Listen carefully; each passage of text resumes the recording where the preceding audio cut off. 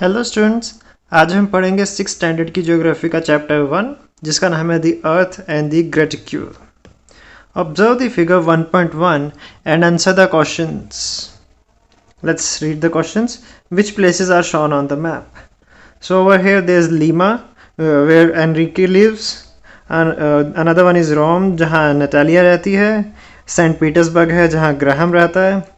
आगरा में शाहिद, किम्बरले में कात्या, पोर्ट ब्लेयर में मीनाक्षी एंड टोक्यो में मिचिको.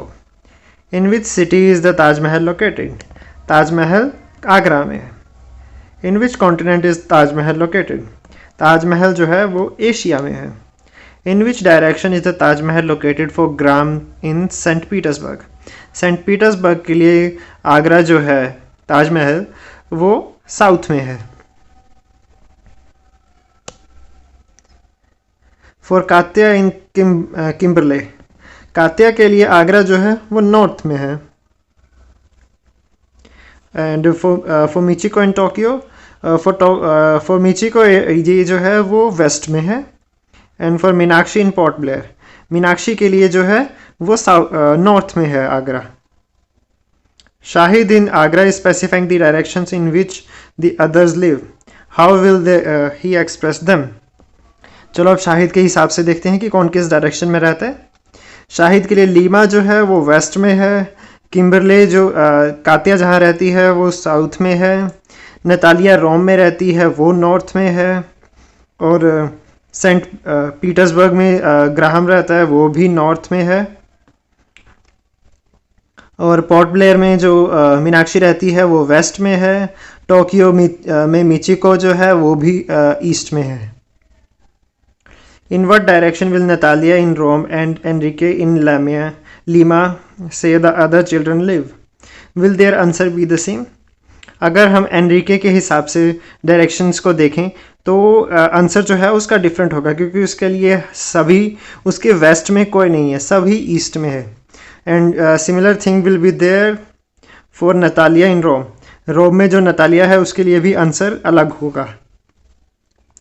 ग्राहम का Katya, Michiko, Natalia, Meenakshi, Shahid and Enrique have answered the above questions differently using directions and subdirections.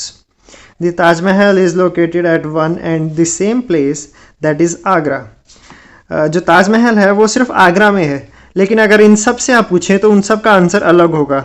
Lima के लिए आगरा जो है वो ईस्ट में है. टोक्यो के लिए वेस्ट में है. कातिया के लिए वो नॉर्थ में है. और ग्राहम के लिए वो साउथ में है. However, when each of them answer these questions, whenever each one of the children told the direction from their respective places, their answers were different. उन सब के आंसर डिफरेंट है. This means that the use of direction alone does not help us to accurately describe the location of a place. तो इससे ये पता चलता है कि हम सिर्फ डायरेक्शन बताने से हम उस जगह की एग्जैक्ट लोकेशन नहीं बता सकते, क्योंकि वो हमारे पर्सपेक्टिव पे डिपेंड करता है कि हम उसे किस तरफ से देख रहे हैं. That is why it became necessary to find out a new system to state the precise location of any place on the earth. इसलिए हमें एक नए सिस्टम की ज़रूरत है जिससे हम एग्जैक्टली बता सकें कि कौन सी लोकेशन कहाँ पर है. Let us see what it is. चलो देखते हैं कि ये क्या तरीका है. अब हम यहाँ से पेज नंबर 2 पर चलते हैं.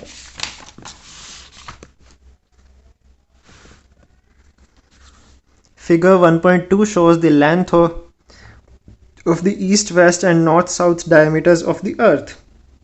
यहाँ पे जो है ईस्ट वेस्ट से ईस्ट और नॉर्थ से साउथ का जो अर्थ का डायमीटर है वो शो किया गया है. जैसा कि आप देख सकते हैं कि डायमीटर है जो वो अलग अलग है. इसका मतलब ये है कि अर्थ जो है वो पूरी राउंड सर्कल शेप में नहीं है, ये थोड़ा एलिप्टिकल है. This will give you some idea about the size of the earth.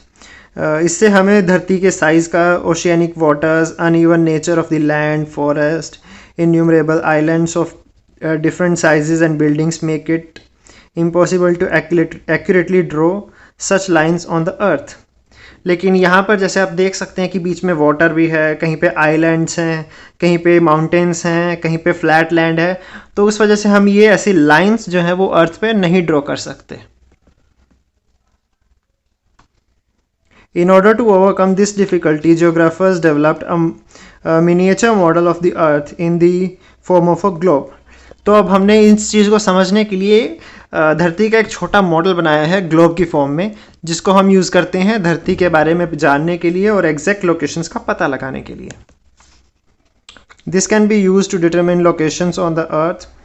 One can actually draw horizontal and vertical lines on the globe though not on the earth. Thus they are imaginary lines on the earth. तो globe जो है वो एक physical चीज़ है जिसके ऊपर हम ऐसे लाइनें ड्रॉ कर सकते हैं अपने हिसाब से, और हम धरती को अलग अलग हिस्सों में बांट कर चेक कर सकते हैं कि कौन सा हिस्सा किस लोकेशन पर आता है, जो कि हम एक्चुअल धरती पर नहीं कर सकते। तो अभी हमने जो था ये फिजिकल डिस्टेंस पढ़ा, अब हम यहाँ पे एंगुलर डिस्टेंस पढ़ते हैं। ये लीनियर डिस्टेंस था, अब हम एंगुलर पढ़ेंगे। The location of any place on the earth is determined with reference to the center of the earth. धरती जो एंगल है वो धरती के सेंटर पॉइंट से हम चेक करते हैं कहीं का भी। जैसे ये मेन हमने रेफरेंस मान लिया प्लेन, ये इक्वेटर प्लेन हमने मान लिया, तो यहाँ इसको हम रेफरेंस मान के किसी भी प्लेन को हम चेक करेंगे। ये 30 डिग्री का एंगल बना रहा है इस लाइन पे, तो ये 30 डिग्री नॉर्थ में हो गया क्योंकि नॉर्थ पोल में, नॉर्थ हेमिस्फीयर में है। ऐसे ही साउथ हेमिस्फीयर में अगर कोई 60 डिग्रीज का एंगल बना रही है कोई जगह, तो उसे हमने 60 डिग्री साउथ से डिनोट कर दिया है। In order to do it, we consider a straight line joining the point of Earth's surface and center of the Earth. तो हम एक उस पॉइंट से, उसके परपेंडिकुलर पॉइंट से एक लाइन ड्रॉ करते हैं और वहाँ से सेंटर के अर्थ से वहाँ तक एक लाइन ड्रॉ करते हैं।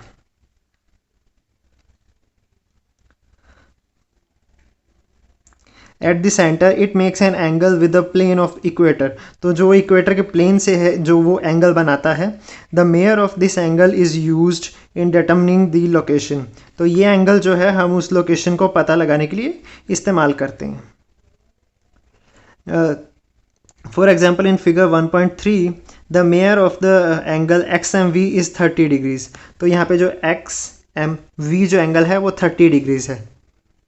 Look at the figure and tell the angular distance of y from the equator. तो अभी x का हमने बताया, अब y का जो है यहाँ पे ऑलरेडी मेंशन है 60 degrees, x m y v m y। Figure 1.3 shows another plane it passes through x. तो हम उसी के साथ, जैसे अभी हमने इक्वेटर का प्लेन बनाया तो हमने वैसे ही जो ये x का था वहाँ पर एक प्लेन ड्रॉ कर दिया, और जो पूरा प्लेन है ये 30 डिग्रीज का होगा। सिमिलरली जो ये y का प्लेन हमने ड्रॉ किया है वो पूरे का पूरा प्लेन 60 डिग्रीज का एंगल बनाएगा इक्वेटर के प्लेन के साथ।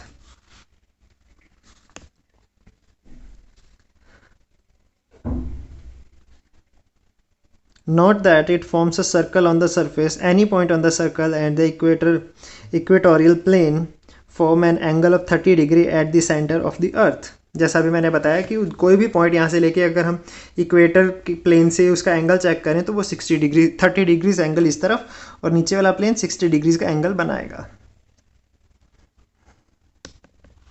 ये एक्टिविटी आप खुद करके देख सकते हैं। अब हम पेज नंबर 3 पर चलते हैं। तो अब हम यहाँ पर एक्सप्लेनेशन पढ़ेंगे पैरेलल्स ऑफ लैटिट्यूड की। You must have realized that the ellipse drawn by joining the 20 degree points is larger than the ellipse joining the joints 60 degree points. तो अगर आप अभी इसी पुरानी पिक में ही देखें तो यहाँ पर अगर हम 20 डिग्रीज की जगह 30 डिग्रीज कंसीडर करें तो यहाँ पर जो 30 डिग्रीज का प्लेन है वो बड़ा है और जो 60 डिग्रीज का प्लेन है वो छोटा है। However, the distances xk1 and xp2 are the same. लेकिन जो xk2 है वो और xp1 जो है वो डिस्टेंस में सेम है, लेकिन फिर भी यहाँ पर जो प्लेन का साइज है वो अलग अलग है। This is because we are dealing with the sphere. क्यों ऐसा इस वजह से क्योंकि हम ये स्फीयर से डील कर रहे हैं। एक रेक्टेंगल से नहीं। अगर ये रेक्टेंगल होता तो हर जगह का साइज सेम होता। Note that though these lines appear to be ellipses in the diagram on the globe they are circles. अभी हम यहाँ पर देखें कि इस डायग्राम में हमें ये एक्लिप्स लग रहा है, लेकिन एक्चुअल में ये सर्कल ही है। धरती, अगर हम अर्थ का एक्चुअल पार्ट देखें तो ये सर्कल ही होगा। अगर हम इसे ग्लोब के आसपास बना के देखें तो ये सर्कल ही आएगा। These circles then created at some angular distance from the center of the earth are parallel to one another. अगर हम ऐसे और सर्कल्स बनाएं तो ये सर्कल बनेगा ये इक्वेटर के पैरेलल ही होगा। हमेशा ये सर्कल जो है ये हमेशा इक्वेटर के पैरेलल में ही आएगा। Hence they are called parallels of these latitudes. इसी वजह से हम इन्हें लैटिट्यूड्स के पैरेलल्स कहते हैं। The degrees of the parallels are measured from the equator as shown in figure 1.5. तो इनका जो एंगल है वो हम इक्वेटर के प्लेन से ही मेजर करते हैं। यहाँ पर अलग अलग ये लाइनें जो लगाई गई हैं 0 degrees 10 degrees 20 degrees 30 degrees 40 degrees 50 60 70 80 90 ये जो एंगल बना रही हैं इक्वेटर प्लेन के साथ ये वही एंगल है। That is why the equator is considered as a 0 degree parallel. इसी वजह से इक्वेटर को जो है वो 0 डिग्री पैरेलल कहा जाता है। It is the largest parallel and also a great circle. ये जो है सबसे बड़ा पैरेलल और सबसे बहुत ही बड़ा सर्कल है इक्वेटर पैरेलल जो है। The angular distance of the other parallels towards the north and south goes on increasing away from the equator.